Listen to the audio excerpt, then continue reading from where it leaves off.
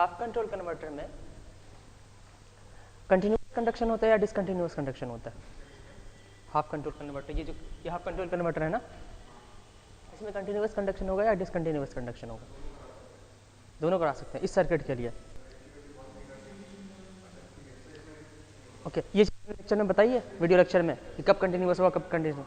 Okay ठीक है, इसमें डिसकंटिन्यूस होना श्योर है। ओके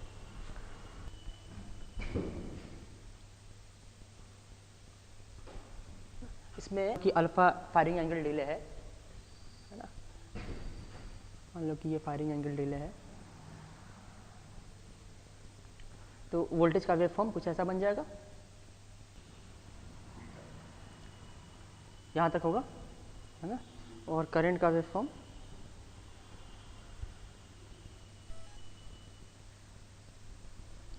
करंट यहाँ से 0 से स्टार्ट होगी ना, और किसी टाइम पे ये मैक्सिमम होकर के फिर ये यहाँ पे 0 हो जाएगी, और जब तक कंडक्शन होता रहेगा आउटपुट वोल्टेज क्या होगा, इनपुट वोल्टेज के इक्वल होगा, और जब तक कंडक्शन नहीं हो रहा है तो फिर आउटपुट वोल्टेज 0 हो जाएगा। कुछ इस तरह का आता है वेव फॉर्म, ये V0 है और ये IL है, और ये डिसकंटिन्यूअस कंडक्शन का केस है।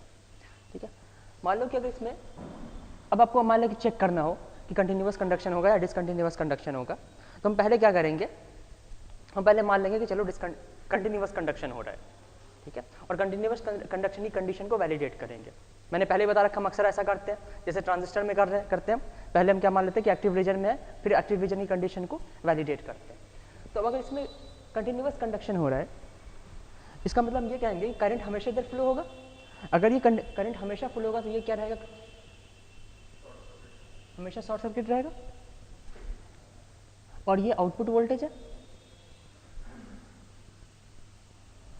ना, ठीक है। अब अगर ये हमेशा शॉर्ट सर्किटेड है तो आउटपुट वोल्टेज इक्वल टू हम क्या कहेंगे, input voltage, this is Vm sin omega T. Okay, अच्छा, और जब हम कन्वर्टर की बात करते हैं, करंट हमेशा इसी डायरेक्शन में फ्लो होगा है ना, तो यहाँ पे आउटपुट वोल्टेज क्या होगा, करंट हमेशा नीचे की डायरेक्शन में ही फ्लो हो सकता है, तो हम इसको एक तरह से डीसी वोल्टेज मान सकते हैं इस टर्मिनल के क्रॉस। ये वैसे भी एसी डीसी कन्वर्टर है, तो डीसी साइड में जो भी आउटपुट वोल्टेज आएगा उसकी एवरेज वैल्यू इंपॉर्टेंट होगी, ना कि आरएमएस वैल्यू। ठीक है, तो हम ये भी कह सकते हैं कि ये पॉजिटिव और ये नेगेटिव है, तो इस टर्मिनल के अक्रॉस हम इसको इक्विवेलेंट डीसी वोल्टेज से कनेक्ट कर सकते हैं, रिप्रेजेंट कर सकते हैं। तो इस टर्मिनल के अक्रॉस अगर यहाँ पे थायरिस्टर लगा हुआ है, ये कन्वर्टर है ना, हम इसको ऐसे लिखेंगे,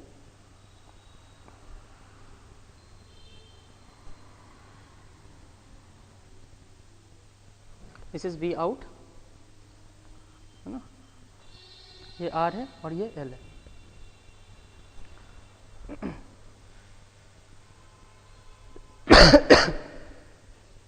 हम इस सर्किट से रिप्रेजेंट कर सकते हैं, जहाँ पे ये टर्मिनल A है और ये टर्मिनल B है, ये टर्मिनल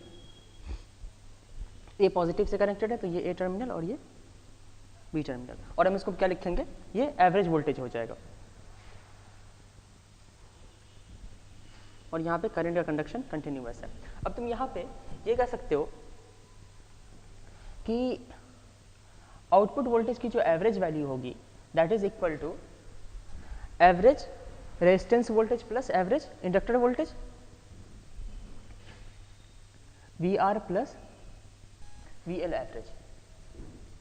हम ऐसा तभी लिख सकते हैं, देखो ये थायरिस्टर क्या है, हमेशा ऑन है, कंटिन्यूअस कंडक्शन हम मान के चले है ना, तो अगर ये हमेशा ऑन है तो ये इक्वेशन हमेशा वैलिड होगा है ना, अगर ये हमेशा ऑन नहीं है तो ये इक्वेशन हमेशा वैलिड नहीं होगा ना, एवरेज भी लिखने की जरूरत नहीं है, हम हमेशा ये इक्वेशन लिख सकते हैं। और अगर ये इक्वेशन हमेशा वैलिड है तो तुम एवरेज में भी ऐसे लिख सकते हो, V out average equal to VR average plus VL average है ना। अब अगर हम VL एवरेज की बात करें है ना, ठीक है, VL एवरेज क्यों क्या होगा, 0 होगा। कैसे, कंप्लीट साइकिल में 0 होता है, या कभी भी अगर करंट पीरियोडिक है ना, तो इंडक्टर वोल्टेज क्या होगा, 0 होगा, इसको भी प्रूव कर लेंगे। तो इसकी एवरेज वैल्यू क्या है, 0 है, ठीक है। वी आउट क्या है, we output Vm sin omega T, तो इसकी एवरेज वैल्यू क्या हो जाएगी, 0।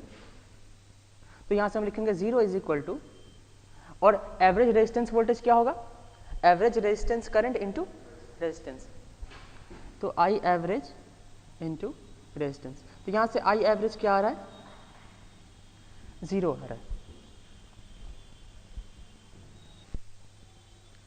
क्या अब आई एवरेज 0, इसका क्या मतलब होगा, average value of resistance current is 0, है ना। इसका मतलब कंटिन्यूअस कंडक्शन है और करंट इस डायरेक्शन में फ्लो हो रही है ना, ठीक है। अगर इसका मतलब है कि करंट अगर कुछ पॉजिटिव है तो उतने ही अमाउंट से on an average current negative भी होगी, लेकिन नेगेटिव वैल्यू तो करंट की पॉसिबल नहीं है ना। तो इसका मतलब एवरेज वैल्यू ऑफ करंट क्या आ जाए, अगर ये 0 आ रही है तो ये कंटिन्यूअस कंडक्शन नहीं हो सकता। या फिर हम ये कह सकते हैं कि कंटिन्यूअस कंडक्शन के लिए ये ज़रूरी है कि एवरेज वैल्यू जो हो रेजिस्टेंस करंट की वो पॉजिटिव होनी चाहिए। अगर पॉजिटिव नहीं हो रहा तो वो कंटिन्यूअस कंडक्शन नहीं होगा। ये एक नेसेसरी कंडीशन है, सफिशिएंट कंडीशन नहीं है। कहीं पे भी नेसेसरी कंडीशन अगर फेल होता है तो पूरी कंडीशन फेल हो जाती है, लेकिन अगर नेसेसरी कंडीशन सेटिस्फाई हो रहा है इसका मतलब वो ये नहीं कि कंडीशन सेटिस्फाई होगी, ठीक है। तो यहाँ पे ये नेसेसरी कंडीशन है और ये फेल हो रहा है, इसका मतलब कंटिन्यूअस कंडक्शन नहीं हो सकता है। अब मैं तुम्हें ये बताता हूँ कि VL एवरेज हम कब 0 कह सकते हैं और कब 0 नहीं कह सकते हैं। VL एवरेज हम कब 0 कह सकते हैं और कब 0 नहीं कह सकते।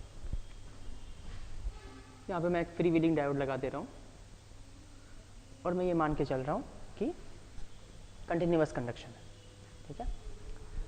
अगर कंटिन्यूअस कंडक्शन होगा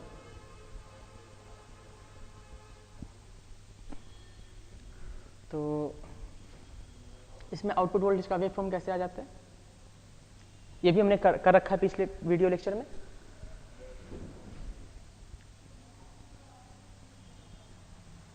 मान लो ये पॉइंट अल्फा है, तो अल्फा के बाद से क्या होगा, आउटपुट वोल्टेज इनपुट वोल्टेज के बराबर होगा, और जब फ्री व्हीलिंग डायोड कंडक्ट करेगा तो आउटपुट वोल्टेज 0, नेक्स्ट अल्फा तक 0 रहेगा, है ना।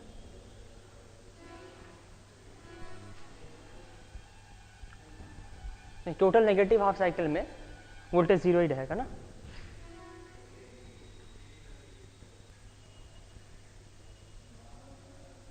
फिर ये नेक्स्ट 2 पाई प्लस अल्फा पे आउटपुट वोल्टेज देगा। और करंट का ग्राफ कैसा होगा, करंट कंटिन्यूअस है ना, इसका मतलब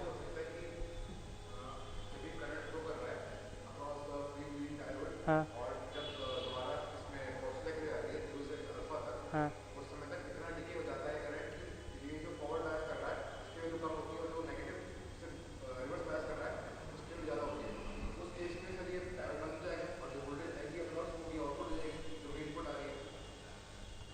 जब फ्री व्हीलिंग डायोड कंडक्ट कर रहा है, एक मिनट मैं पहले बना लेता हूँ करंट का ग्राफ।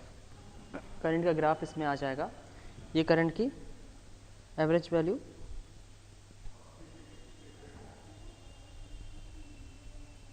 और ये मान लेते हैं मैक्सिमम वैल्यू और ये मिनिमम वैल्यू। यहाँ से करंट राइज करना शुरू करेगा तो ऑब्वियसली मिनिमम वैल्यू से राइज करेगा, यहाँ से करंट कुछ ऐसा आएगा। हाँ नहीं, मैं स्टेडी स्टेट में बना रहा हूँ, स्टेडी स्टेट में ग्राफ बना रहा हूँ।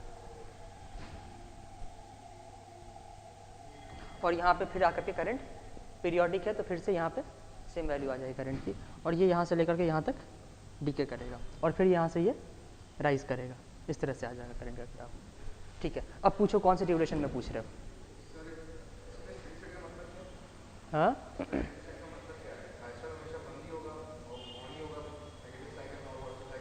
हाँ ओके ओके ठीक है, लेकिन करंट का ग्राफ ऐसे ही आएगा। चलिए अब क्वेश्चन पूछो, करंट ग्राफ में क्या कंफ्यूजन है। 0 से अल्फा के बीच में, यहाँ पे चलो यहाँ से करें, ओके 2 पाई से लेकर के 2 पाई प्लस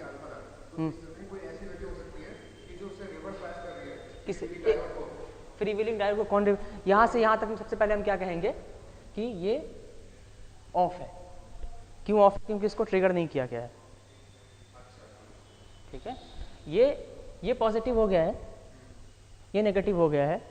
ठीक है, डायोड शॉर्ट है तो ये पॉइंट इस नेगेटिव से कनेक्टेड है ना, और ये पॉजिटिव से कनेक्टेड है, तो थायरिस्टर फॉरवर्ड ब्लॉकिंग मोड में।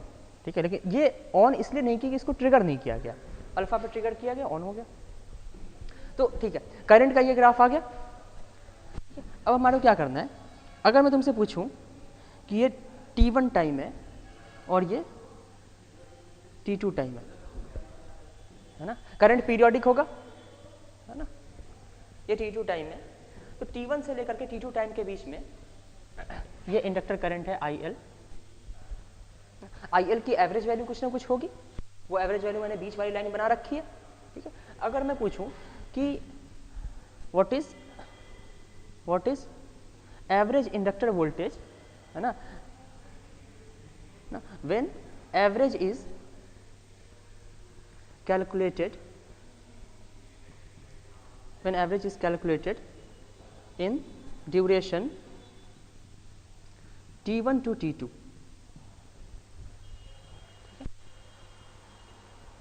एवरेज वोल्टेज क्या होता है, सॉरी VL इक्वल टू क्या होता है, LdIL ओवर dt। तो हम ये कहेंगे ना कि यहाँ से यहाँ तक स्लोप क्या पॉजिटिव है, तो एवरेज वोल्टेज क्या होगा, पॉजिटिव होगा। यहाँ से यहाँ तक नेगेटिव है तो वोल्टेज नेगेटिव भी होगा, लेकिन आपको एवरेज वोल्टेज पता लगाना है।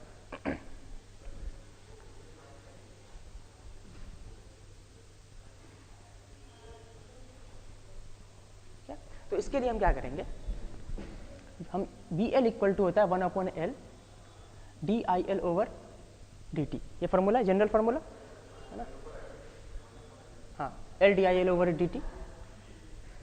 तो DIL इक्वल टू क्या हो जाएगा, 1/L BL dt, है ना, तुम दोनों तरफ इंटीग्रेट कर दो, है ना।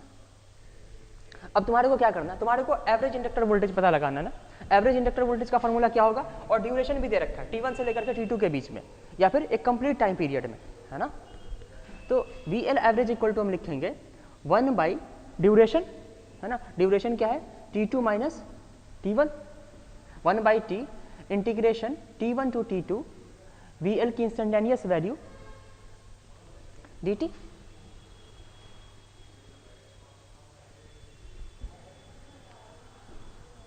एवरेज का यही फॉर्मूला होता है।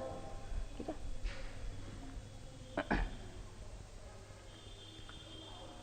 okay.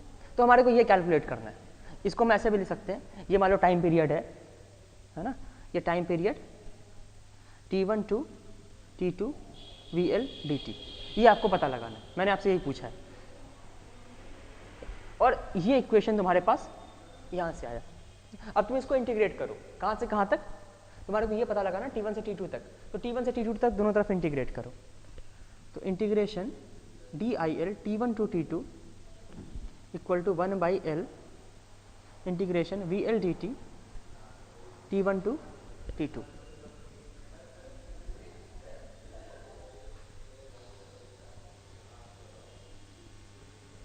ठीक है, ये समझ में आया। अब integration DL T1 to T2 क्या होगा, DIL का इंटीग्रेशन IL, है ना, IL की वैल्यू T1 पे माइनस, या फिर IL की वैल्यू T2 पे माइनस IL की वैल्यू T1 पे, तो ये तो 0 हो जाएगा, है ना। तो यहाँ पे क्या रहा, लेफ्ट हैंड साइड में 0, तो यहाँ से हम ये लिख सकते हैं कि T1 टू T2, है ना, VL dt इक्वल टू 0। अब अगर T1 to T2 VL dt 0 है, तो तुम इसको अगर 1 किसी ड्यूरेशन से डिवाइड भी करोगे तब भी ये 0 होगा, और ये वैल्यू तुम्हारे को क्या दे रहा है, average value of inductor voltage. तो हम लिखेंगे VL एवरेज इक्वल टू 0। तो है ना, तो VL एवरेज का 0 होने का क्या मतलब, रीजन क्या है कि T1 पे और T2 इंडक्टर करंट की वैल्यू क्या है, सेम है ना। जिस ड्यूरेशन में अगर आपको, मतलब जितने ड्यूरेशन से इंडक्टर करंट पीरियोडिक है, उस ड्यूरेशन में अगर आप इंडक्टर वोल्टेज कैलकुलेट करेंगे तो उसकी एवरेज वैल्यू 0 हो जाएगी।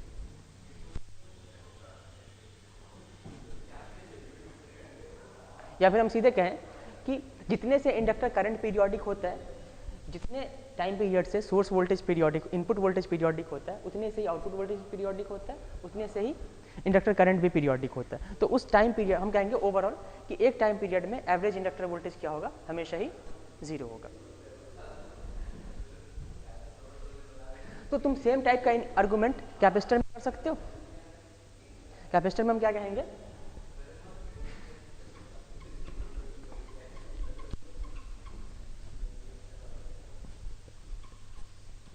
कैपेसिटर में IC equal to C D V C by D T, है ना। तो D V C equal to 1 / C IC dt, है ना। पूरे सपोज पीरियोडिक है तो इसको तुम एक टाइम पीरियड पे इंटीग्रेट कर दो।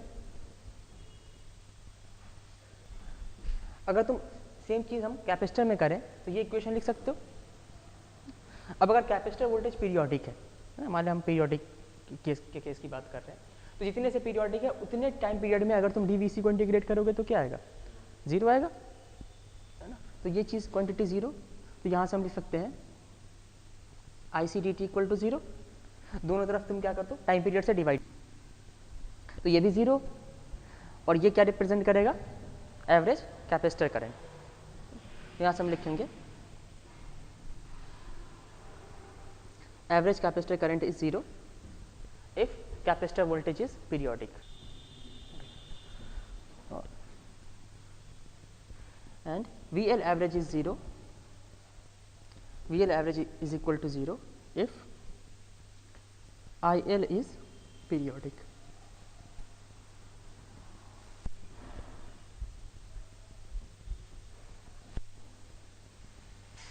और अगर पीरियोडिक है तो हम हमेशा एवरेज जो है ना एक टाइम पीरियड में ही कैलकुलेट करते हैं।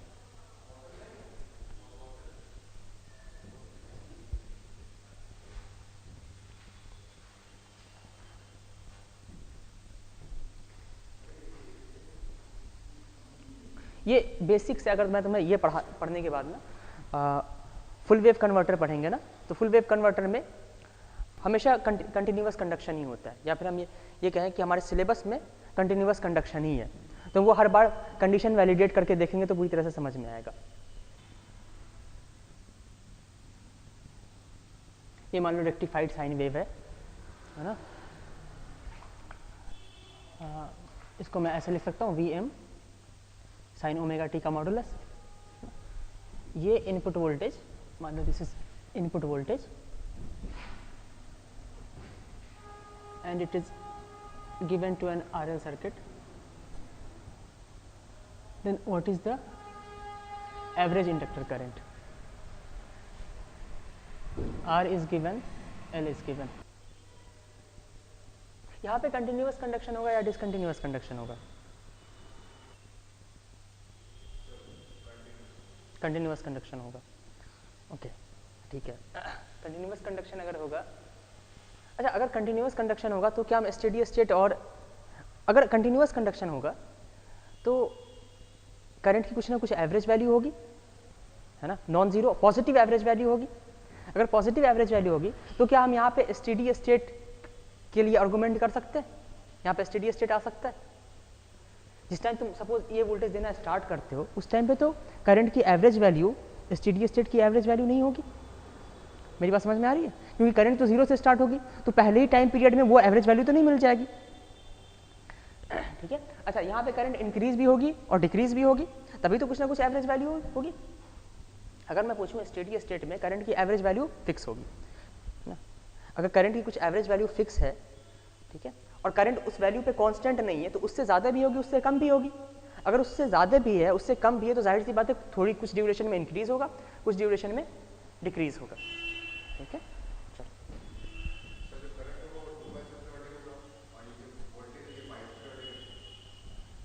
करंट नहीं, करंट भी पाई से ही पीरियोडिक होगा, 2 पाई से क्यों पीरियोडिक। ओके ठीक है, ये बहुत मतलब तुम अगर इसको देखो ऐसे बहुत डिफिकल्ट लग रहा है, लेकिन बहुत आसान क्वेश्चन है। मैं तुम्हें यहाँ पे तो कंटिन्यूअस कंडक्शन होगा, है ना, तो अगर कंटिन्यूअस कंडक्शन होगा मतलब कहीं पे स्विच है ही नहीं, है ना, तो तुम हमेशा ये लिख सकते हो VI is equal to VR plus VL। अगर हम हमेशा लिख सकते हैं तो सीधे सीधे लिख सकते देंगे। अगर बीच में कहीं पर डिसकंटिन्यूअस कंडक्शन हो रहा है, अगर बीच में स्विच लगा हुआ है, तो हम ऐसे लिखेंगे ना कि जितने ड्यूरेशन में कंडक्शन हो रहा है उतने ड्यूरेशन में हम ये लिख सकते हैं, और जितने ड्यूरेशन में नहीं हो रहा है वो टाइम इंटरवल स्पेसिफाई करके हमारे को अलग से इक्वेशन बनाना पड़ेगा, है ना। और अगर हमारे को फिर से एवरेज वैल्यू भी कैलकुलेट करना है तो अलग अलग ड्यूरेशन में उसी के अकॉर्डिंग हम एवरेज वैल्यू कैलकुलेट करेंगे। लेकिन यहाँ पे हम सीधे सीधे दोनों तरफ अगर इंटीग्रेशन लगा दो, है ना, और dt कर दो, ये हम कर सकते हैं, VR dt VL dt, है ना। और दोनों तरफ तुम ये भी कर सकते हो 1 टाइम पीरियड से डिवाइड कर दो। तो यहाँ से हम ये भी लिख सकते हैं ना, VI average, V input average equal to 1/T average value of input voltage is equal to VR average plus VL average, है ना। So average value of input voltage is equal to VR average क्या होगा, R चूंकि constant है तो ये IR average पर depend करेगा प्लस VL एवरेज। अब अगर इनपुट पीरियोडिक है तो करंट को भी पीरियोडिक होना पड़ेगा, है ना। हम मान लेते हैं कि करंट की ये करंट की एवरेज वैल्यू है,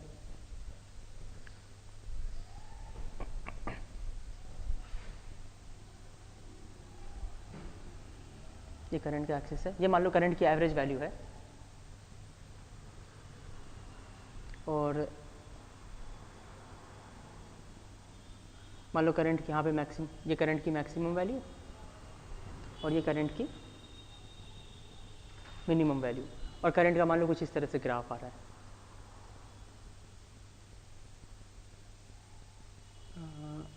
यहाँ पे करंट की मैक्सिमम वैल्यू है,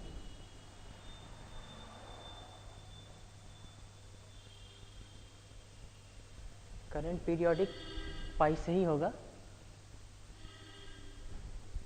और करंट की मिनिमम वैल्यू जो होगी, मान लो मैक्सिमम वैल्यू यहाँ पे है और मिनिमम वैल्यू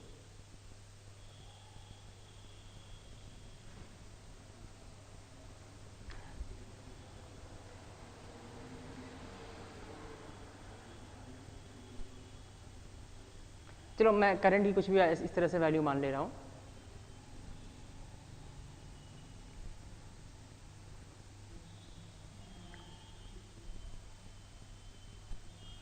मैं कुछ करंट की इस तरह से वैल्यू मान ले रहा हूँ।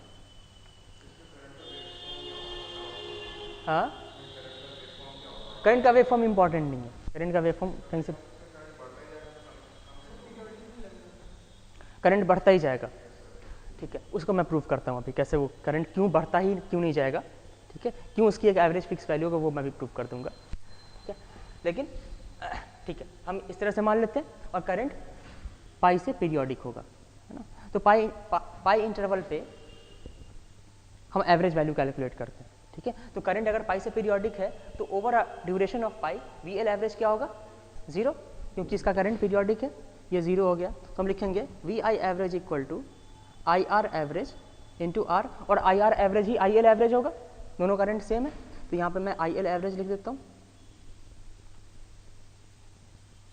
IL एवरेज, है ना। तो IL average equal to VS average divided by R, और VS एवरेज क्या है, 2Vm बाई पाई, याद है ना ये formula, 2Vm by pi into R, ये करंट की एवरेज वैल्यू हो जाएगी। अब तुम कह रहे हो कि करंट की वैल्यू बढ़ती जाएगी हमेशा, है ना। तो मैं ऐसे मान लेता हूँ कि रेजिस्टेंस इक्वल टू 100 ओम है ना, और Vm की वैल्यू मान लेते हैं हम, ठीक है। Vm की वैल्यू मैं 100 वोल्ट मान लेता हूँ, तो पीक वोल्टेज इसका 100 वोल्ट होगा, है ना, 100 वोल्ट। और तुम करंट की वैल्यू अगर बढ़ती जा रही है तो बढ़ के मान ले, कितना मान ले हम, 3 एम्पियर मान ले, और 3 एम्पियर से भी ज़्यादा होगी ना, ठीक है। तो मैं मान लेता हूँ मिनिमम 3 एम्पियर है ना, बढ़ती जाएगी तो कुछ भी मैं मान लो, तो मैं मान लेता हूँ यहाँ पे 3 एम्पियर करंट फ्लो हो रहा है, ठीक है। अगर 3 एम्पियर करंट फ्लो हो रहा है तो इसके क्रॉस वोल्टेज क्या होगा, 300 वोल्ट। यहाँ पे वोल्टेज कितना है, 100 वोल्ट, तो इसके क्रॉस वोल्टेज कितना आ जाएगा, -200 वोल्ट। तो अब तुम्हारे को पता है इंडक्टर के क्रॉस वोल्टेज क्या है, नेगेटिव। हम लिखेंगे DIL/dt इक्वल टू -200 वोल्ट, है ना, upon L। Rate of change of inductor current क्या है, हाईली नेगेटिव, तो करंट क्या होगा, बहुत तेजी से अब डिक्रीज होगी। मेरी बात समझ में आ रही है ना? तो करंट, तो फिर करंट क्या होगा, डिक्रीज होगा।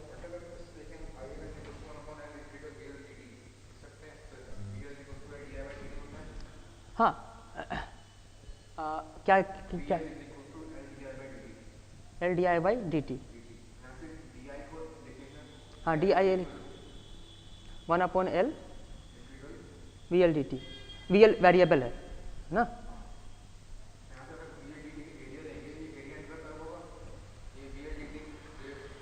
हाँ ठीक है, फिर वी एल को तुम क्या लिखोगे, फिर वी एल को तुम लिखोगे V S minus I L into R लिखोगे। अब ये क्वांटिटी अगर बहुत करोगे तो फिर ये नेगेटिव हो जाएगा।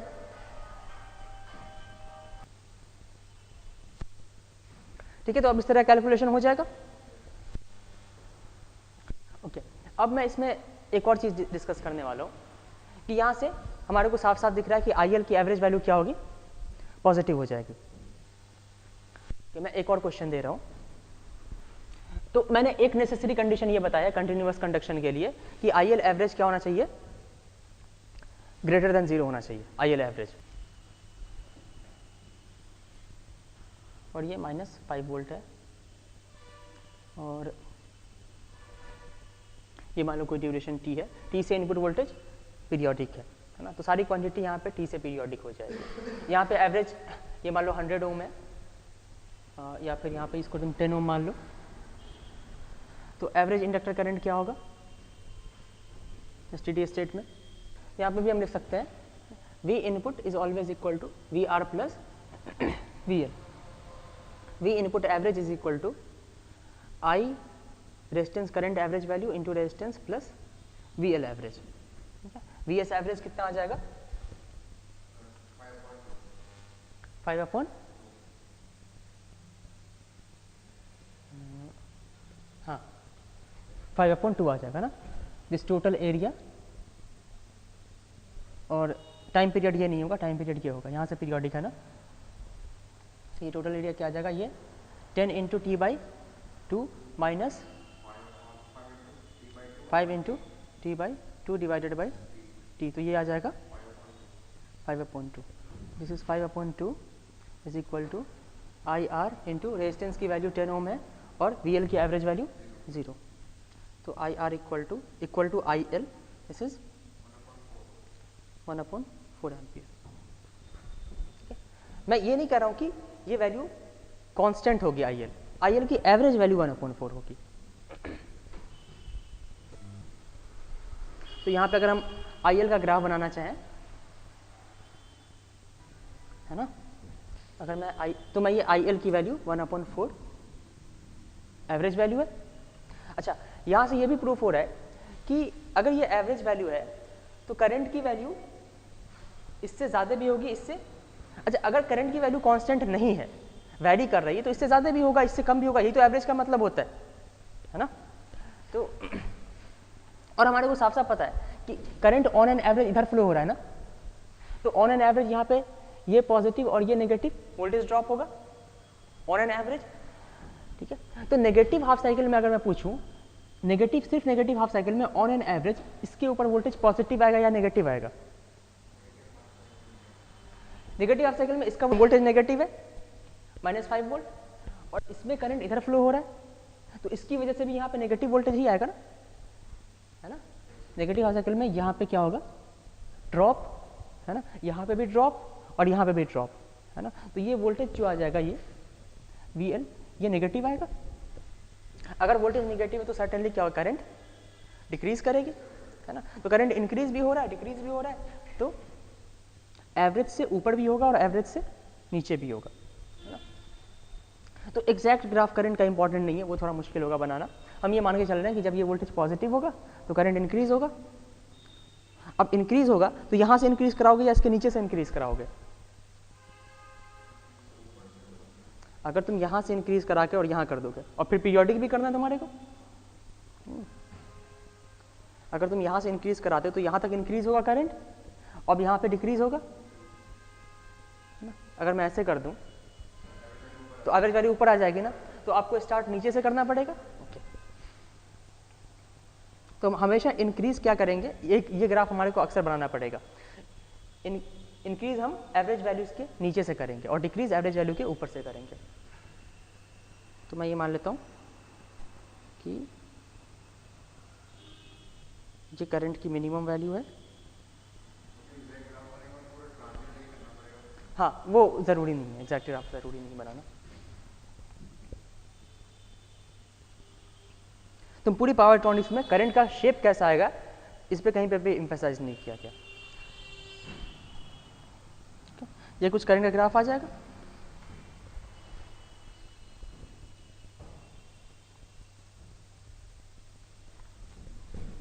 ये इसकी एवरेज वैल्यू है 1/4 और ये करंट की मैक्सिमम वैल्यू है ना, और ये करंट की मिनिमम वैल्यू है।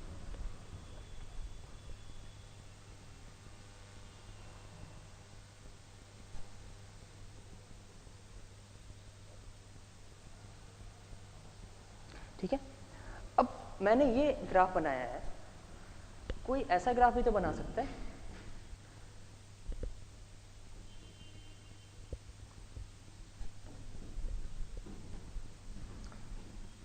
किसी ने ये 1/4 एवरेज हो गया, जितना करंट ऊपर होना चाहिए उतना ही करंट नीचे होना चाहिए।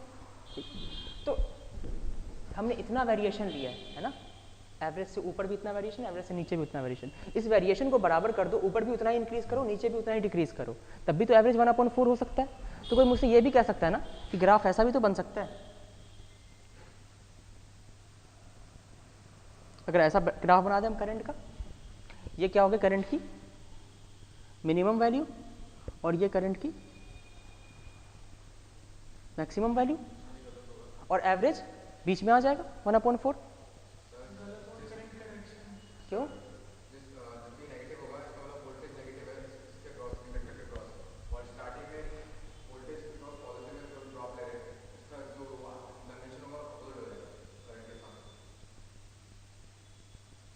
नहीं समझा। PL इक्वल टू, ठीक है,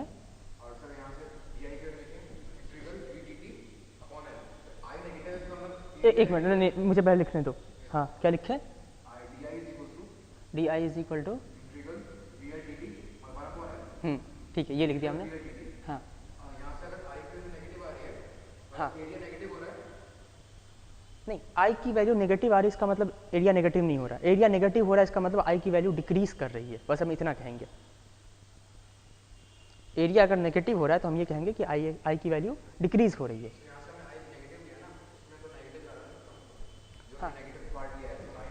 हाँ, I नेगेटिव है, ठीक है। एरिया नहीं, I की नेगेटिव से हम ये नहीं कहेंगे कि एरिया नेगेटिव हो रहा है, हम ये कहेंगे कि यहाँ क्या हो रहा है, I डिक्रीज हो रहा है, तो यहाँ से लेकर के यहाँ तक एरिया नेगेटिव है। VLDT का एरिया यहाँ से लेकर के यहाँ तक नेगेटिव होगा, जहाँ पे भी I, हाँ ठीक है, हाँ तो VL क्यों नहीं बिलो द नेगेटिव एक्सिस है? मैं स्टार्टिंग की बात नहीं कर रहा हूँ, मैं स्टेडी स्टेट का ग्राफ बनाया मैंने, ये ग्राफ जो है स्टेडी स्टेट में बनाया ना भाई। मैंने यहाँ पे भी मैंने मिनिमम से स्टार्ट किया था ना, ठीक है। मैं मिनिमम से क्यों स्टार्ट करूँगा, स्टार्टिंग में तो मुझे 0 से स्टार्ट करना चाहिए था। मैंने ये ग्राफ स्टेडी स्टेट में बनाया। तो ये ग्राफ कोई मुझसे ये भी कह सकता है ना कि ठीक है, हमारे को IL एवरेज 1/4, ये भी तो हो सकता है, करंट का वेरिएशन ज़्यादा कर दिया, ठीक है।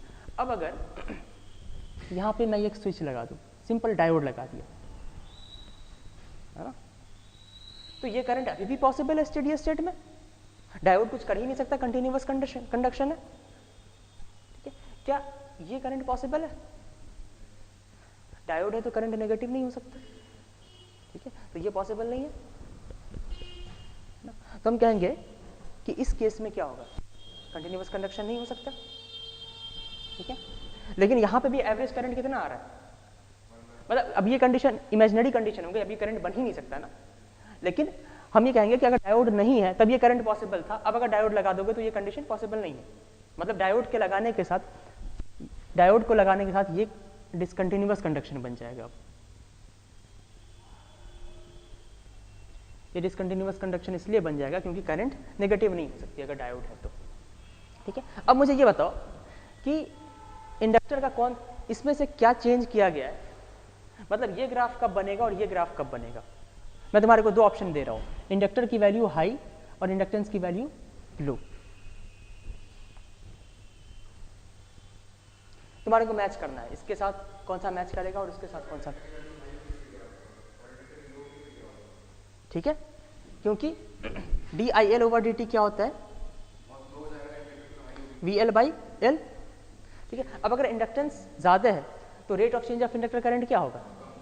ठीक है, और यहाँ से ये भी प्रूफ हो रहा है कि इंडक्टेंस की वैल्यू क्या है, इससे average value of inductor current पे कोई फर्क नहीं पड़ता है। ठीक है, यहाँ पे average value of inductor current किस पे डिपेंड कर रहा है, average value of inductor current कैसे कैलकुलेट किया था तुमने,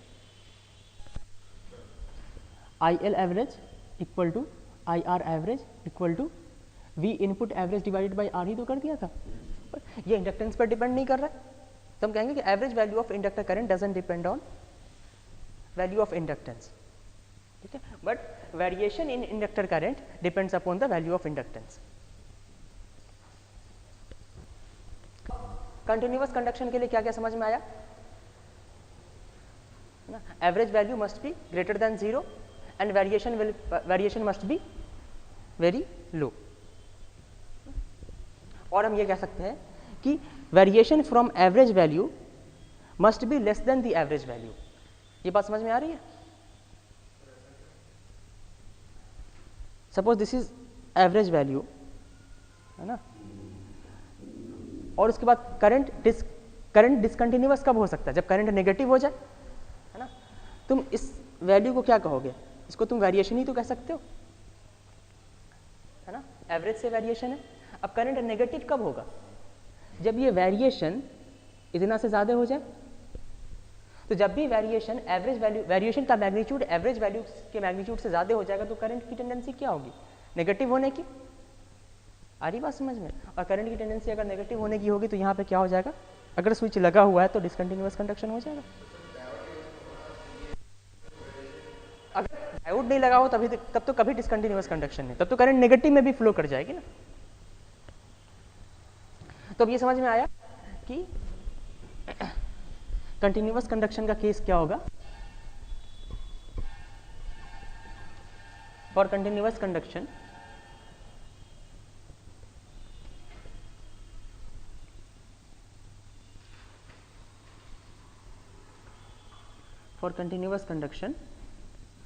IL average must be greater than 0 and inductance should be large.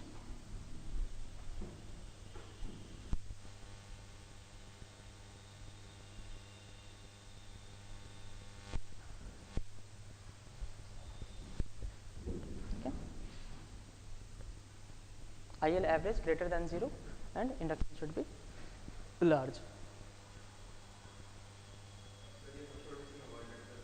हाँ, अगर स्विच लगा हुआ है तो मैं ये तो बस स्टार्ट किया था ना मैंने, हमारे आपको पावर इलेक्ट्रॉनिक्स स्विच लगा करके पढ़ना है।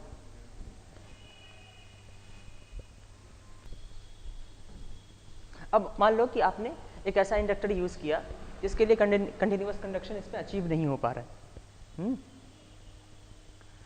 और आप इंडक्टेंस को चेंज नहीं कर सकते, आपको इंडक्टेंस को चेंज करने के लिए ऑप्शन नहीं है। आप इस रेजिस्टेंस को चेंज कर सकते हैं, आर को चेंज कर सकते हैं। तो आर की वैल्यू तुम बढ़ाओगे या घटाओगे। मान लो किसी केस में ये आई की एवरेज वैल्यू है और विदाउट स्विच आपके पास करंट का ये ग्राफ आ रहा है ना, करंट नेगेटिव भी जा रही है तो स्विच लगा करके कंटिन्यूअस कंडक्शन नहीं हो पाएगा, है ना। अब ये आई एल की एवरेज वैल्यू आपको मिल रही है ना विदाउट स्विच। अब अगर मैं पूछूं कि आर को क्या करें, कंटिन्यूअस बनाने के लिए आर को क्या करना पड़ेगा,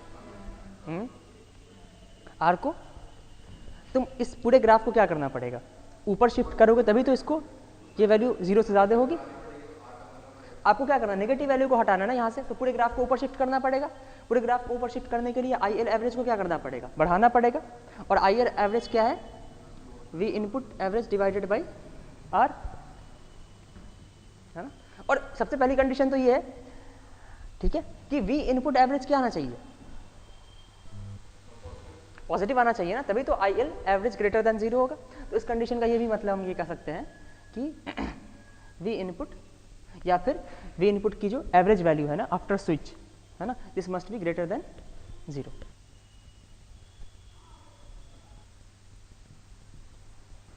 सेम क्वेश्चन है, आर इक्वल टू मैं 10 ओम दे रहा हूँ और इंडक्टेंस अब मैंने, ठीक है, हाई दे दिया।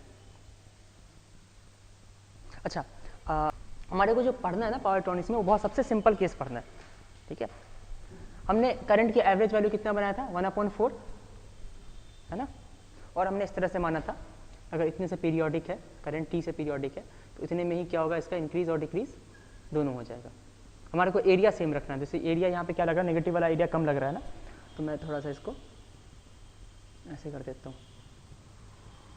ठीक है। अब दोनों एरिया सेम लग रहा है, लेकिन करंट पीरियोडिक नहीं हुआ, पीरियोडिक भी बनाना है हमारे को।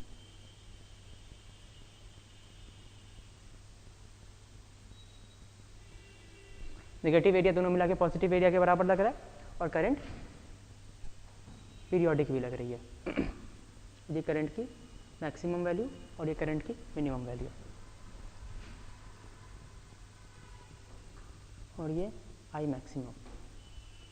ये किसी इंडक्टर की वैल्यू के लिए होगा, कंटिन्यूअस कंडक्शन होगा। अगर मैं इंडक्टर की वैल्यू को और बढ़ा दूं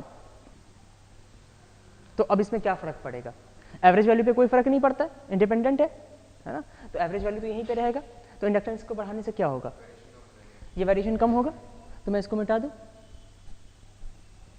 अब आई मैक्स और आई मिन दोनों क्या होगा, क्लोज हो जाएगा आई एवरेज से। अगर मैं अब ये कहूँ इंडक्टर बहुत लार्ज है, तो मैं ऑलमोस्ट कह सकता हूँ कि इंडक्टर करंट की जो इंस्टेंटेनियस वैल्यू होगी वो कांस्टेंट होगी एवरेज पे। अगर बहुत ज़्यादा कर दूँ तो आई मिनिमम और आई मैक्सिमम अप्रॉक्सीमेटली एवरेज से ओवरलैप कर जाएगा, उस केस में इंडक्टर की इंस्टेंटेनियस वैल्यू ही कांस्टेंट हो जाएगी। तो ये केस हमारे को पढ़ना है गेट के सिलेबस में, ये केस है। और प्रैक्टिकली भी यही होता है, प्रैक्टिकल सर्किट्स में इंडक्टेंस की वैल्यू लार्ज होती है, करंट रिपल फ्री होता है, ये इसको हम रिपल कहते हैं। एवरेज से जो वेरिएशन होता है इसको हम रिपल कहते हैं।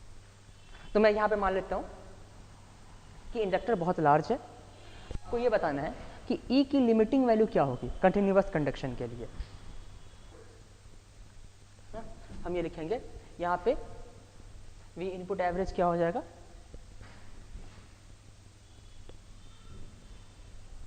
हम ये मान लेते हैं कि ये कंटिन्यूअस कंडक्शन का केस है ना, उसको वैलिडेट करते हैं। तो ये स्विच क्लोज हो जाएगा, हम ये लिखेंगे V input is always equal to VR plus VL plus E, है ना। अगर ये हमेशा वैलिड है तो एवरेज वैल्यू भी इक्वल होगी। V इनपुट एवरेज कितना है, 25 वोल्ट, है ना, 25 volt. This is equal to IR average into R plus VL average equal to 0 plus E। तो IR इक्वल टू आ जाएगा 25 minus E divided by R, ठीक है। और यहाँ पे इंडक्टेंस तो लार्ज है ना, इंडक्टेंस इतना लार्ज है कि करंट की वैल्यू ऑलमोस्ट एवरेज वैल्यू पे ही है ना। दो कंडीशन चाहिए ना, एवरेज वैल्यू ग्रेटर देन 0 और रिपल कम से कम होना चाहिए। तो इंडक्टेंस अगर लार्ज है तो रिपल 0 है, तो बस एक ही कंडीशन आपको वैलिडेट कराना है। तो इसके लिए क्या होना चाहिए, E must be less than 25 volt. Suppose input is sinusoidal sin omega t,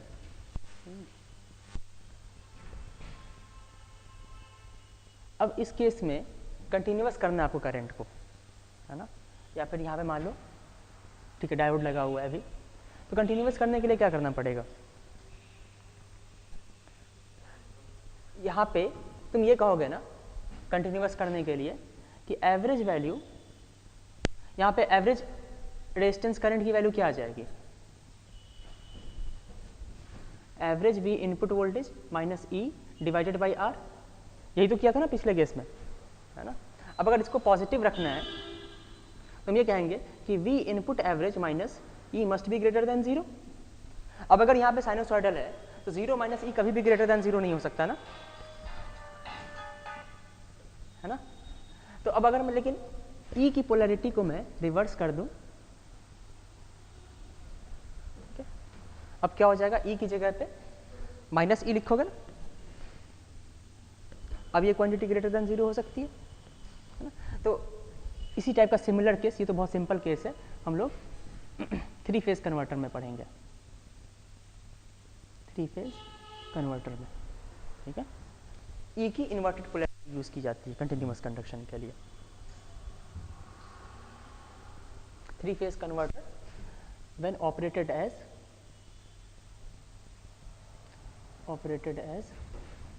inverter,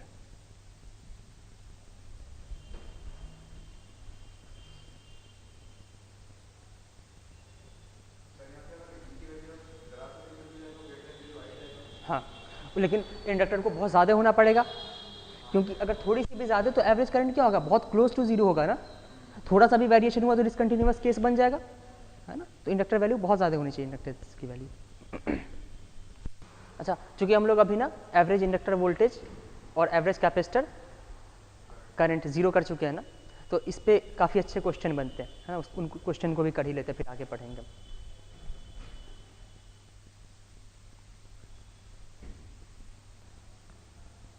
तुम्हें ये भी पता है, एसी सोर्स, डायोड और कैपेसिटर्स भी पढ़ चुके हो तुम लोग ना, वोल्टेज डबलर सर्किट भी पढ़ चुके हो, है ना। मतलब डायोड लगा हुआ है और कैपेसिटर लगा हुआ है, तो इस सर्किट का ऑपरेशन जानते ही हो, है ना। ओके, ये तुम्हारे को पता है कि ये एक हाफ वेव रेक्टिफायर है ना, तो यहाँ पे एवरेज आउटपुट वोल्टेज क्या हो जाएगा,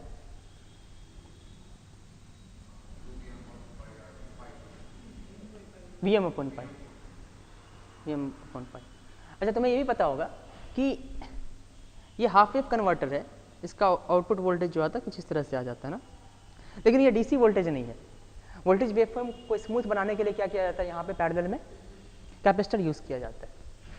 ओके, मैं यहाँ पे कैपेसिटर यूज़ कर रहा हूँ।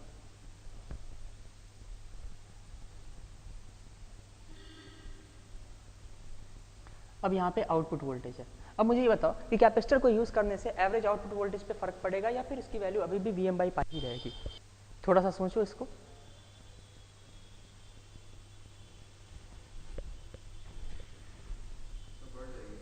कैसे?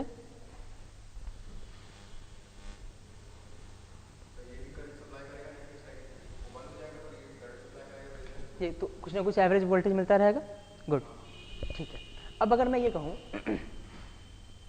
कि it is given that capacitor is large, very large. अब तुम वेरी लार्ज का मतलब समझ रहे हो ना, ठीक है, कि कैपेसिटर वोल्टेज चेंज होगा ही नहीं, है ना। ये गिवन है, आपको ये बताना है what is average diode current. मैं हिंट दे रहा हूँ, वो कॉन्सेप्ट यूज होगा। एवरेज कैपेसिटर करंट 0 हो जाता है या एवरेज कैपेसिटर वोल्टेज 0 होता है? Capacitor if capacitor voltage is periodic. Okay, ठीक है, इस कॉन्सेप्ट से तुम average value of diode current पता लगा सकते हो। ये मैं आर दे रहा हूँ यहाँ पे, मैक्सिमम वोल्टेज Vm है, रेजिस्टेंस आर है, सी लार्ज है। Vm/π कैसे आ रहा है?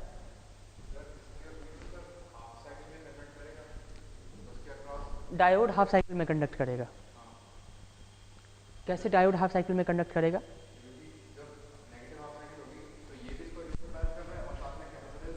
एक मिनट, ये मैंने इनपुट वोल्टेज का वेवफॉर्म बना दिया, ठीक है। इसके बाद क्या होगा?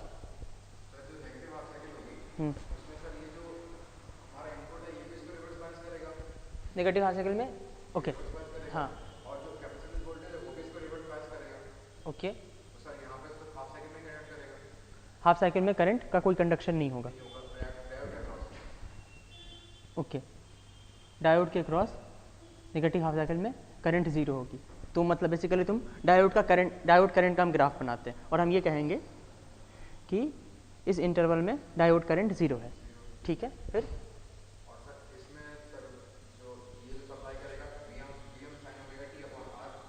पॉजिटिव हाफ साइकिल में क्या होगा? डायोड से करंट फ्लो, पूरे पॉजिटिव हाफ साइकिल में डायोड से करंट फ्लो होगी? नहीं, है ना,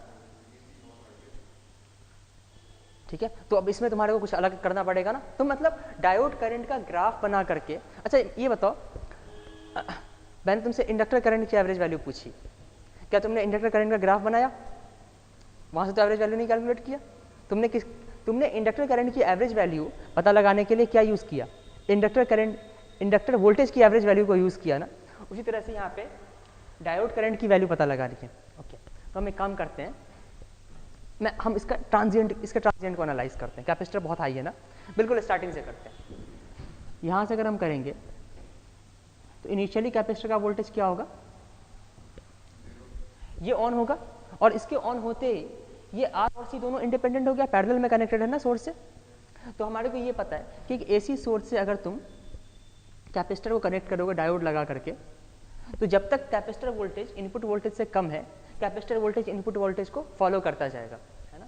तो कैपेसिटर वोल्टेज का अगर तुम वेव फॉर्म बनाओ, मैं यहाँ पे कैपेसिटर वोल्टेज का वेव फॉर्म बना रहा हूँ, और यही इसके वोल्टेज का भी वेव फॉर्म होगा, यही आउटपुट वोल्टेज भी होगा। तो कैपेसिटर वोल्टेज क्या करेगा? इसको फॉलो करता जाएगा, है ना। यहाँ के बाद क्या हो रहा है? इनपुट वोल्टेज डिक्रीज कर रहा है ना, इनपुट वोल्टेज डिक्रीज कर रहा है, तो ये क्या होगा? Vc इस इंस्टेंट पे Vc मैक्सिमम है और इनपुट वोल्टेज डिक्रीज हो रहा है, तो डायोड क्या होगा? ऑफ हो जाएगा। डायोड को हमने ऑफ कर दिया। अब डायोड के ऑफ होते ही ना इसका करंट जो है इसमें फ्लो करेगा, है ना। इसके पास इनिशियल वोल्टेज है, तो ये डिस्चार्ज होगा रेजिस्टेंस के थ्रू, ठीक है। लेकिन डिस्चार्ज होने के लिए ये मान लो 50 हर्ट्ज से पीरियोडिक है, तो ये ड्यूरेशन कितना होगा? 10 मिली सेकेंड, है ना, और ये ड्यूरेशन भी 10 मिली सेकेंड, है ना। अब करंट मान लो, अब नेक्स्ट ये डायोड कब ऑन होगा? जब कैपेसिटर वोल्टेज या आउटपुट वोल्टेज इनपुट वोल्टेज से कम हो जाएगा। हाँ, ठीक है। तो C अगर लार्ज है, या फिर C पहले मान लेते हैं कि लार्ज नहीं है, तो ये क्या होगा? डिस्चार्ज होगा, RC सर्किट जैसे डिस्चार्ज होता है ना।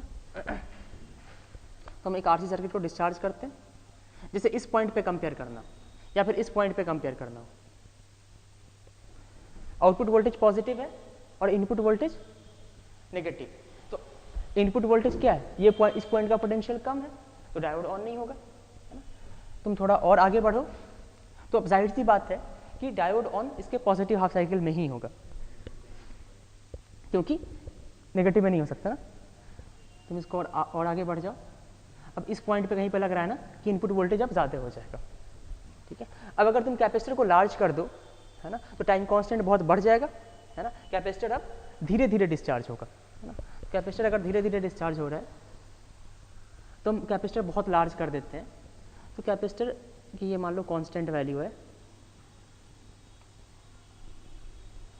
कैपेसिटर मान लो कुछ इस तरह से डिस्चार्ज हो रहा है, बहुत धीरे धीरे डिस्चार्ज हो रहा है ना। और ये ऑलमोस्ट किस पे है? Vm पे है ना। ये स्पैन मान लो कि बहुत छोटा है ना। तो हम ये मान के चल सकते हैं कि अगर कैपेसिटर लार्ज है, तो स्टेडी स्टेट में कैपेसिटर की वोल्टेज क्या होगी? कैपेसिटर वोल्टेज Vm होगा हमेशा। हम ये मान लेंगे कि ये Vm पे कांस्टेंट है हमेशा। एक्चुअली क्या होगा कि थोड़े छोटे से ड्यूरेशन में क्या हो रहा है?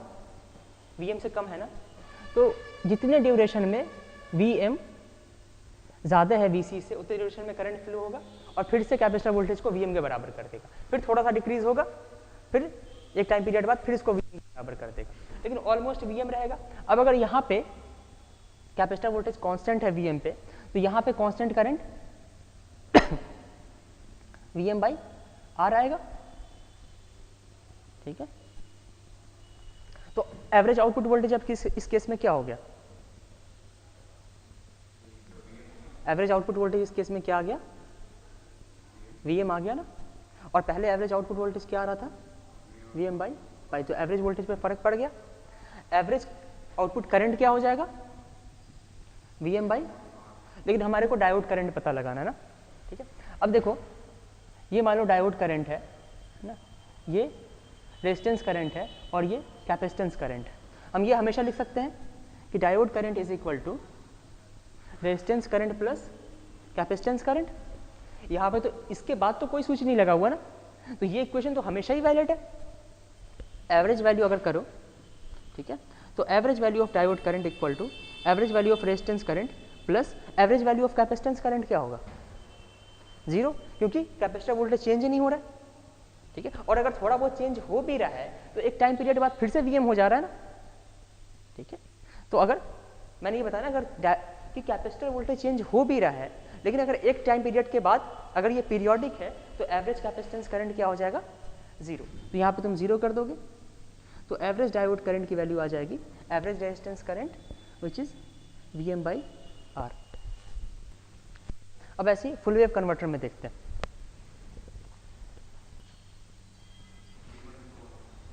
करंट की टेंडेंसी इस डायरेक्शन में फ्लो होने की है, तो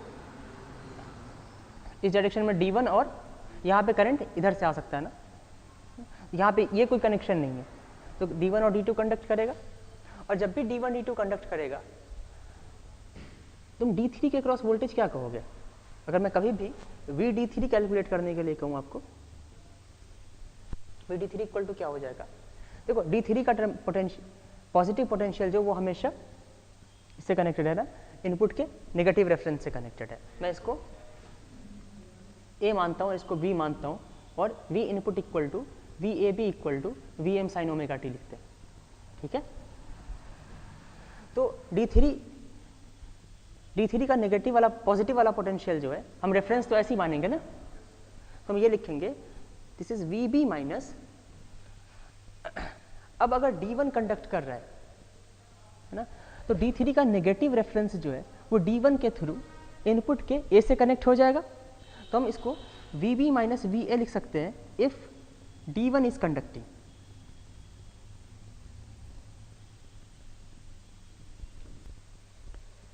If D1 is conducting,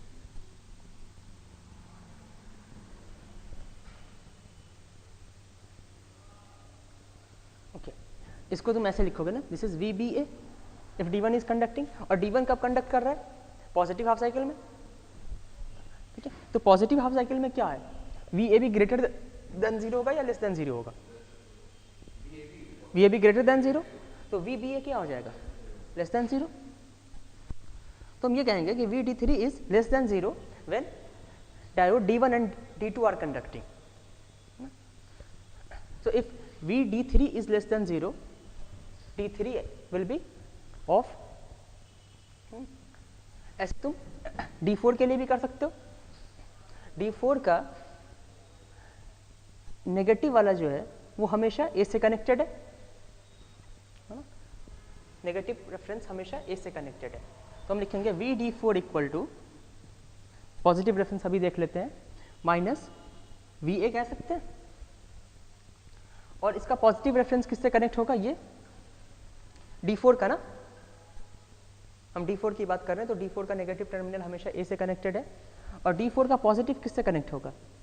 अगर D2 कंडक्ट कर रहा है तो ये पॉइंट D2 के थ्रू B से कनेक्ट हो जाए, तो D4 का पॉजिटिव रेफरेंस B से कनेक्ट हो जाएगा अगर D2 कंडक्ट कर रहा है ना। तो हम यहाँ पे VB माइनस VA लिख देंगे इफ D2 इज कंडक्टिंग।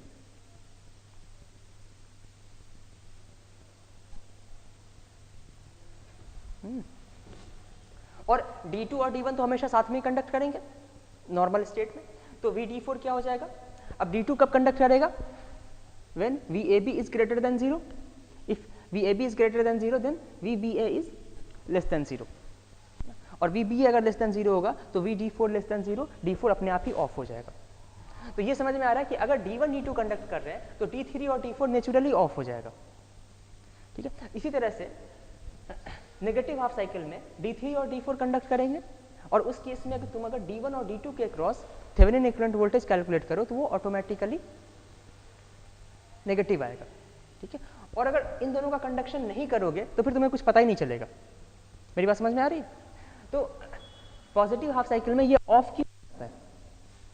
चुप रहा है, इसके ऑन होने के बाद आप इसके क्रॉस थेवेनिन इक्विवेलेंट वोल्टेज पता लगाते हैं और वो नेगेटिव आता है, ठीक है। तो इसके ऑफ होने का रीजन ये है कि ये ऑन होता है। अगर ये ऑन ना हो, ठीक है, और यहाँ पे करंट को कंडक्ट कराना है, अगर इंडक्टर लगा हुआ है, तो ये नेगेटिव हाफ साइकिल में भी कंटिन्यू करेगा। सॉरी, चलो ठीक है, इसको अभी उस सिचुएशन में देखेंगे इंडक्टर लगा करके, पहले इसको सॉल्व करते हैं।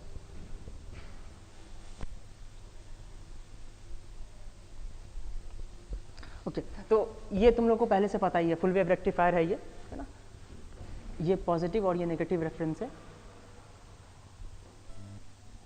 तो पॉजिटिव हाफ साइकिल में ये वोल्टेज आ जाएगा, ठीक है। अब तुम ये भी देखो, अगर हम आउटपुट वोल्टेज की बात करें, ये आउटपुट वोल्टेज है, अगर D1 D2 कंडक्ट कर रहा है, तो D1 के कंडक्ट होने की वजह से आउटपुट का पॉजिटिव रेफरेंस A से कनेक्ट हो रहा है ना, और D2 के कंडक्ट होने की वजह से आउटपुट का नेगेटिव रेफरेंस इनपुट के नेगेटिव रेफरेंस से कनेक्ट हो रहा है। तो V आउटपुट क्या हो जाएगा, V इनपुट के इक्वल, ठीक है। तो हमने ये बना दिया। नेगेटिव हाफ साइकिल में क्या हो रहा है, D3 और D4 कंडक्ट कर रहा है ना, तो D3 के कंडक्ट करने से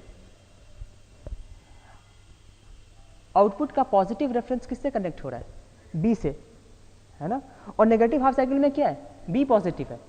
तो अभी भी हम ये क्या कहेंगे कि आउटपुट का जो पॉजिटिव रेफरेंस है वो इनपुट के हमेशा पॉजिटिव रेफरेंस से कनेक्ट हो रहा है। हो क्या रहा है, इनपुट का पॉजिटिव रेफरेंस क्या हो रहा है, चेंज हो रहा है ना हर पाई ड्यूरेशन के बाद, और हर पाई ड्यूरेशन के बाद यहाँ पे जो डायोड्स हैं ये भी चेंज हो जा रहे हैं। तो इन इफेक्ट क्या हो रहा है कि पॉजिटिव रेफरेंस जो है वो हमेशा इनपुट के पॉजिटिव रेफरेंस से कनेक्टेड है, और आउटपुट का नेगेटिव रेफरेंस हमेशा इनपुट के नेगेटिव रेफरेंस से कनेक्टेड है। तो इन इफेक्ट क्या हो जा रहा है कि आउटपुट वोल्टेज हमेशा, अगर इसका पॉजिटिव रेफरेंस हमेशा पॉजिटिव से कनेक्टेड है, तो आउटपुट वोल्टेज हमेशा पॉजिटिव आएगा। तो हम इसको इस तरह से लिख सकते हैं।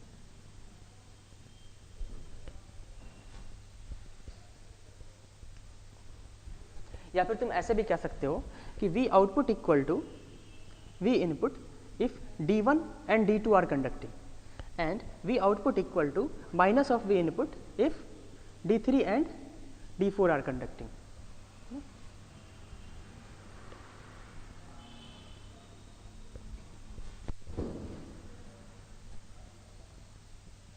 D1 D2 और ये D3 D4, और रेजिस्टेंस के केस में एवरेज आउटपुट वोल्टेज आ जाएगा 2 Vm by pi, full wave rectifier.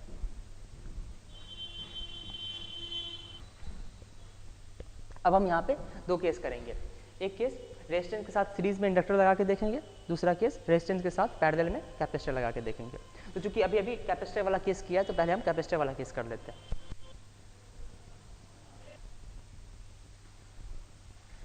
यहाँ पे भी मैंने दे रखा है कि कैपेसिटर इज वेरी लार्ज, है ना, तो आपको किसी एक डायोड से, देखो यहाँ पे हर डायोड के साथ कंडीशन सिमेट्रिकल होगी, समझ रहे हो। तो मैं किसी एक डायोड से पूछूं, या मैं सिंपली पूछूं कि what is diode average current, तो आप किसी भी एक डायोड से एवरेज करंट पता लगा लीजिए, वो सबके लिए सेम होगा।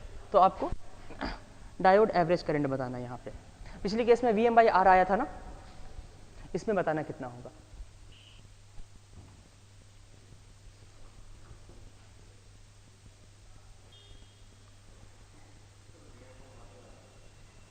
Vm/R नहीं आएगा, ये करंट, ठीक है, इसको हम करते हैं। V0 इक्वल टू Vm रहेगा, ये समझ में आ रहा है। कैपेसिटर लार्ज है, ठीक है, लेकिन अब क्या हो सकता है, कैपेसिटर की charging positive half cycle negative half cycle दोनों में हो सकती है, ठीक है, क्योंकि नेगेटिव हाफ साइकिल में, पॉजिटिव हाफ साइकिल में कैपेसिटर की चार्जिंग D1 D2 के थ्रू होगी, भले ही छोटे से ड्यूरेशन में ही होगा, छोटे से ड्यूरेशन में ही, है ना। जैसे हम अगर ट्रांजिएंट लेके चलें बिल्कुल स्टार्टिंग से, तो कैपेसिटर वोल्टेज क्या होगा, यहाँ से यहाँ तक सोर्स वोल्टेज को फॉलो करेगा, है ना। इसके बाद क्या होगा, और यहाँ पे जो कंडक्शन होगा वो D1 D2 की वजह से होगा। पॉजिटिव हाफ साइकिल है तो D1 D2 करंट इस तरह से फ्लो होगा, कैपेसिटर में आएगा, इसमें भी आएगा, लेकिन हम कैपेसिटर की चार्जिंग की बात कर रहे हैं, और इस तरह से करंट इसमें चला जाएगा। लेकिन इस पॉइंट के बाद क्या होगा, कैपेसिटर वोल्टेज, इस पॉइंट के बाद इनपुट वोल्टेज कम होगा, है ना, जो वोल्टेज D1 और D2 को ऑन कर रहा है, और कैपेसिटर वोल्टेज क्या है, ज़्यादा है। जैसे तुम D1 को अगर ऑन मानो तो D1 का नेगेटिव हाफ साइकिल किससे कनेक्टेड है, कैपेसिटर के पॉजिटिव रेफरेंस से, और ये वोल्टेज क्या हो रहा है, कैपेसिटर वोल्टेज से डाउन हो रहा है ना, तो ये ऑटोमेटिकली ऑफ हो जाएगा। तो 90 डिग्री के बाद D1 D2 ऑटोमेटिकली ऑफ हो जाएगा। ठीक है, D1 D2 ऑफ हो गया, मान लो कि इसको हमने ऑफ कर दिया। ठीक है, क्या D3 D4 कंडक्ट कर सकता है इस पॉइंट के बाद, हाँ चेक करके देखो, D3 के क्रॉस या फिर D1 D3 D4 के कॉम्बिनेशन के क्रॉस। यहाँ पे अगर करंट का कंडक्शन होगा तो ऑब्वियसली D3 के साथ होगा तो D4 के साथ भी होगा। तो जब इसका मतलब दो स्विच सीरीज में लगे हुए हैं ना, मैंने एक स्विच, कोई भी एक स्विच कंडक्ट कब करेगा मैंने कैसे बता रखा है, उस स्विच के क्रॉस थेवेनिन इक्विवेलेंट वोल्टेज पता लगा लेते हैं। लेकिन अगर दो स्विच सीरीज में लगे हों, है ना, तो तुम क्या करो, उसके सीरीज कॉम्बिनेशन के क्रॉस थेवेनिन इक्विवेलेंट वोल्टेज पता लगा करके देखो। ठीक है, तो ये स्विच अगर कंडक्ट करेगा तो दोनों साथ में ही कंडक्ट करेंगे, क्योंकि अगर यहाँ से कोई करंट फ्लो कर रहा है तो ऑब्वियसली वो करंट यहाँ से आएगा, ऑब्वियसली ये करंट यहाँ से आएगा, तो जाहिर सी बात है ये करंट यहाँ से जाएगा, है ना। इस कॉम्बिनेशन के क्रॉस कितना वोल्टेज आ रहा है,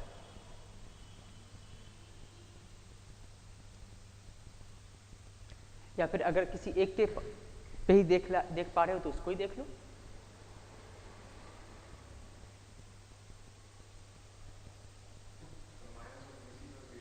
है ना, minus of VC plus VM आ जा रहा है, किसी एक के क्रॉस या दोनों के क्रॉस, दोनों के क्रॉस तुमने माइनस, तो ये ऑन नहीं हो सकता। ठीक है, तो अब कैपेसिटर, अब कंडक्शन कहाँ पे होगा, बस यहाँ पे होगा, है ना, और कैपेसिटर वोल्टेज मैं अभी थोड़ा डाउन इसको कर रहा हूँ। ठीक है, एग्जैक्ट मैकेनिज्म देखने के लिए। अच्छा, अब मान लो कि इस पॉइंट पे मान लो कि VM की वैल्यू क्या है, 10 वोल्ट है ना, और इसकी वैल्यू ऑब्वियसली इसका मैग्नीट्यूड 10 से कम होगा, मान लो कि ये 8 वोल्ट है ना। VC की वैल्यू क्या हो गई, पॉजिटिव नेगेटिव ये 8 वोल्ट हो गया, और VM की वैल्यू इस पोलैरिटी के साथ 10 वोल्ट है ना।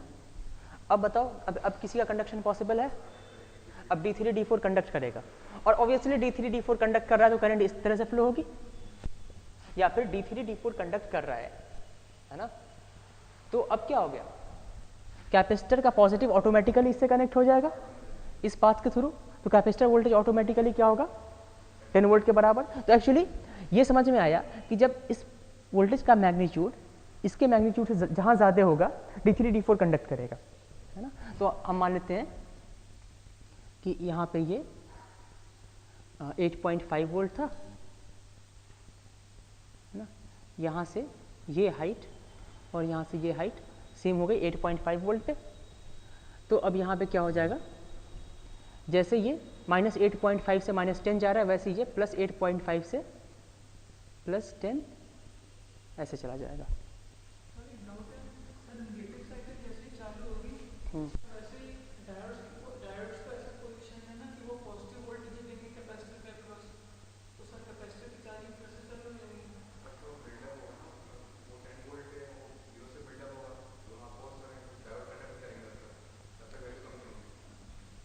ठीक है, तो ये समझ में आ गया, एक्चुअली कुछ इस तरह से होगा। ठीक है, फिर कैपेसिटर की फुल चार्जिंग हो गई, है ना।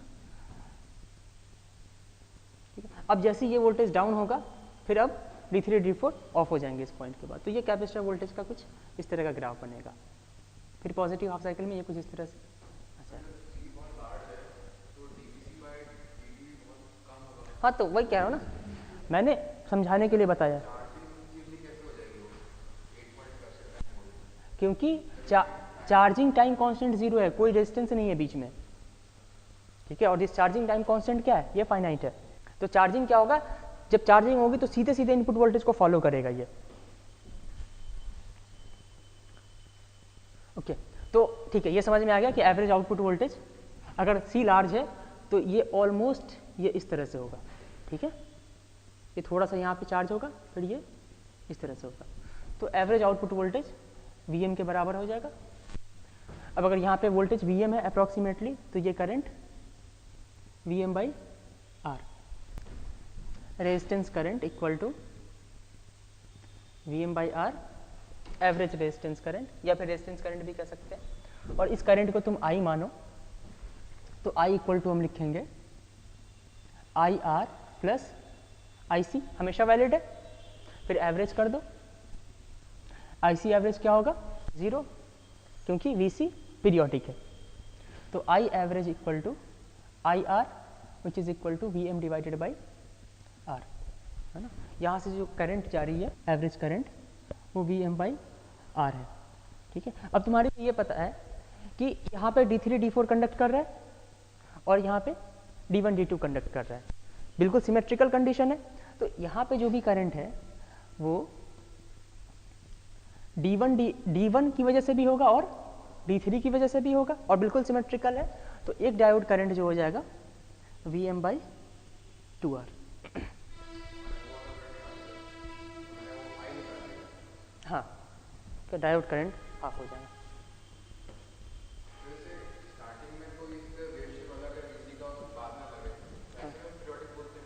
मैं हमेशा स्टेडी स्टेट में एनालाइज करते हैं, हम कभी भी तुमसे क्वेश्चन पूछा जाएगा तो स्टेडी स्टेट में। मैंने ये समझाने के लिए बस स्टार्टिंग ले लिया है। हम इसका ग्राफ भी दिखाएंगे ना स्टेडी स्टेट में, तो ये दिखाएंगे, ये नहीं दिखाएंगे, हम इसको ये दिखाएंगे। अगर स्टेडी स्टेट में ग्राफ पूछा जाए तो आपको ये दिखाना।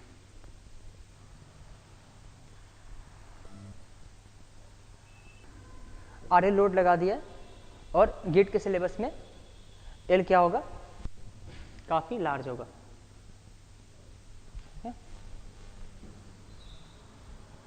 तो आपको पहले ये डिसाइड करना है कि यहाँ पे कंटिन्यूअस कंडक्शन होगा कि नहीं होगा। आपको ये डिसाइड करना है कि कंटिन्यूअस कंडक्शन होगा या नहीं होगा। तुम इसको मान लो कि कंटिन्यूअस कंडक्शन हो रहा है, ठीक है। इंडक्टर करंट क्या, इंडक्टेंस लार्ज है तो कंटिन्यूअस करंट कंडक्शन होगा, और करंट क्या हो जाएगी कांस्टेंट। तो इसको मैं मान लेता हूँ करंट क्या है कांस्टेंट और आई नॉट है। अब कंटिन्यूअस कंडक्शन की कंडीशन को वैलिडेट करो। बस आपको आई नॉट को पॉजिटिव प्रूव करना है। इंडक्टेंस लार्ज तो है ही, तो रिपल तो 0 होगा ही।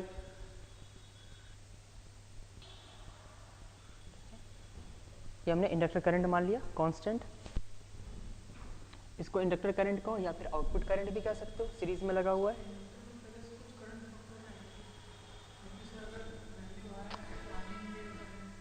मैं तुम हमेशा ट्रांसिएंट में क्यों जाते हो, मैं हर चीज़ तुम्हें स्टेडी स्टेट में पढ़ा रहा हूँ कि स्टेडी स्टेट में मैं आपसे पूछ रहा हूँ करंट का कंटिन्यूअस कंडक्शन होगा या नहीं होगा।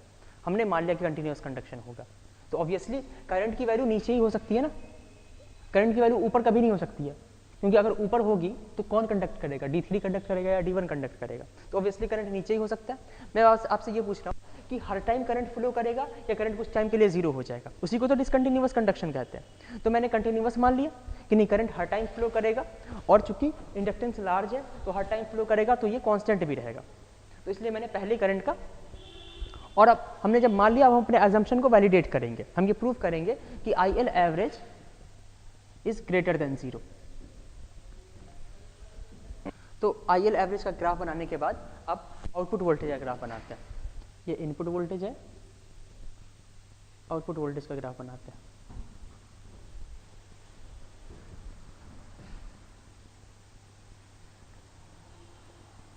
यहाँ पे थायरिस्टर तो है नहीं, डायोड लगे हुए हैं, तो जैसे ही डायोड के cross Thevenin equivalent voltage greater than 0 होगा, डायोड ऑन हो जाएगा।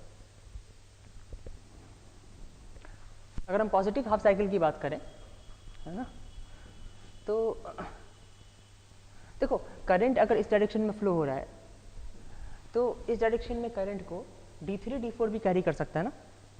करंट अगर यहाँ पे ऐसे फ्लो हो रहा है, यहाँ पे ऐसे फ्लो होगा, तो यहाँ से D4 में एंटर कर सकता है और यहाँ पे D3 से आ सकता है, तो D3 D4 भी करंट कैरी कर सकता है और D1 D2 भी कैरी कर सकता है। तो बेसिकली आपको यही डिसाइड करना है कि D1 D2 कैरी करेगा या D3 D4 कैरी करेगा। तो हम पॉजिटिव हाफ साइकिल में देखते हैं, मान लेते हैं कि पॉजिटिव हाफ साइकिल में D3 D4 कैरी कर रहा है। अगर D3 D4 कैरी कर रहा है तो ये दोनों शॉर्ट हो जाएंगे,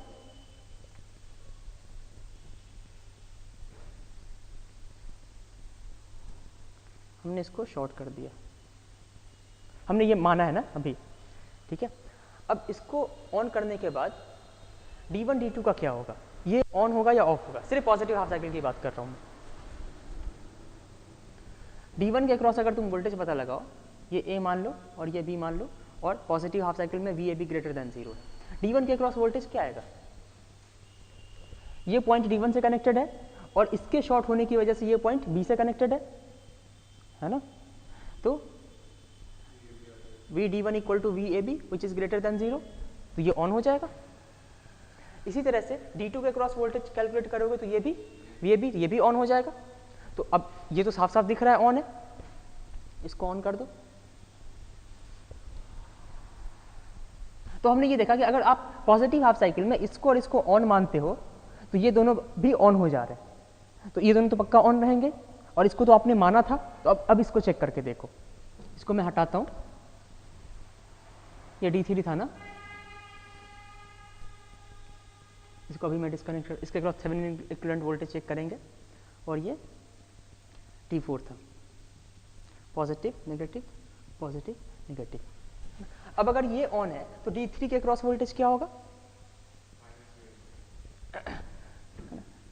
ये point Thevenin equivalent voltage open circuit voltage ही होता है, तो ये पॉइंट B से कनेक्टेड है और ये वाला पॉइंट A से कनेक्टेड है, तो इसके क्रॉस वोल्टेज क्या हो जाएगा, VBA है ना, या माइनस VAB। और पॉजिटिव हाफ साइकिल में VAB क्या है, पॉजिटिव, तो माइनस VAB नेगेटिव, तो ये दोनों क्या हो जाएंगे, ऑफ हो जाएंगे, ठीक है। और ऑफ क्यों है, इसके ऑन होने की वजह से ऑफ है ना। तो अब इस केस में आउटपुट वोल्टेज क्या मिलेगा सबको, पॉजिटिव VAB मिलेगा, D1 D2 कंडक्ट कर रहा तो आउटपुट वोल्टेज मिल जाएगा। अब इसके बाद देखते हैं, इसके बाद क्या होगा, करंट को तो अभी भी हमने कंटिन्यूअस मान रखा, तो करंट यहाँ पे I0 फ्लो हो गई, ठीक है। अब नेगेटिव हाफ साइकिल में अगर तुम इसको कंडक्ट करके मानोगे कि अगर ये कंडक्ट कर रहा है ना, हमने इसको मान लिया, तो अब VD3 क्या आ रहा है, अगर ये दोनों कंडक्ट कर रहे हैं तो VD3 आपको हमेशा ही VBA आएगा, ये मान रहे हो। नेगेटिव हाफ साइकिल में हमने मान लिया कि ये कंटिन्यू कर रहा है कंडक्शन, तो VD3 इक्वल टू VBA, और VBA क्या आएगा नेगेटिव हाफ साइकिल में, नेगेटिव हाफ साइकिल में VBA पॉजिटिव होगा, नेगेटिव हाफ साइकिल में ये पॉजिटिव और ये नेगेटिव हो जाता है। तो इसका मतलब ये दोनों ऑन रहेंगे, तो इन दोनों को ऑन कर दो, और चूंकि ये आपका असम्पशन था तो इसको चेक करके देखेंगे हम।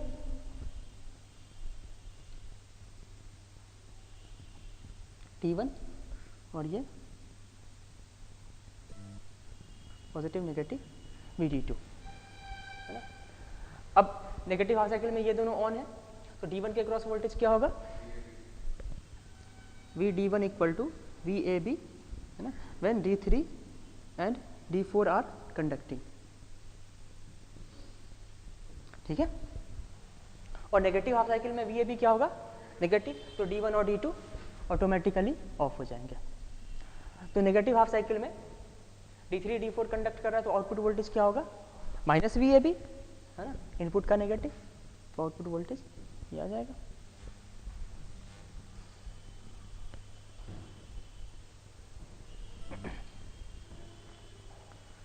ठीक है, तो आउटपुट वोल्टेज क्या आ रहा है, मतलब अभी भी फुल वेव रेक्टिफायर का आउटपुट वोल्टेज आ रहा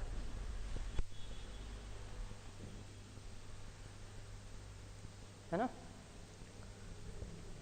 तो आपको ये प्रूफ करना ना, IL must be greater than 0, तो अब IL एवरेज क्या आ जाएगा,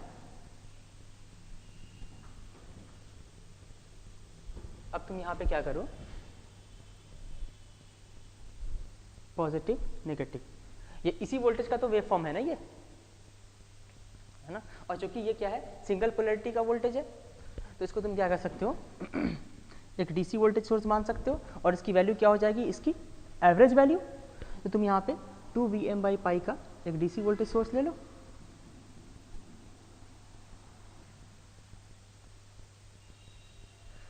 या फिर ऐसे करने की भी जरूरत नहीं, हम सीधे लिखेंगे कि यहाँ पे तुम KVL लगा लो, तो V0 is equal to VR plus VL, हमेशा ही वैलिड है, कोई बीच में कोई स्विच नहीं है, तो V naught average equal to V R average plus V L average. V L average equal to 0 होगा, क्योंकि आई एल क्या है, या तो कांस्टेंट होगा या फिर पीरियोडिक होगा। तो आई आर इक्वल टू हो जाएगा V naught average divided by are.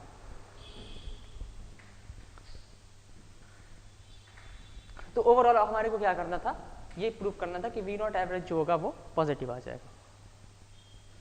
इसके पॉजिटिव होते ही आई आर एवरेज भी पॉजिटिव आ रहा है, तो आई एल एवरेज भी पॉजिटिव। और थोड़ा सा भी अगर ये पॉजिटिव हुआ, करंट रिपल फ्री है, तो नेगेटिव होने की कोई चांस ही नहीं है।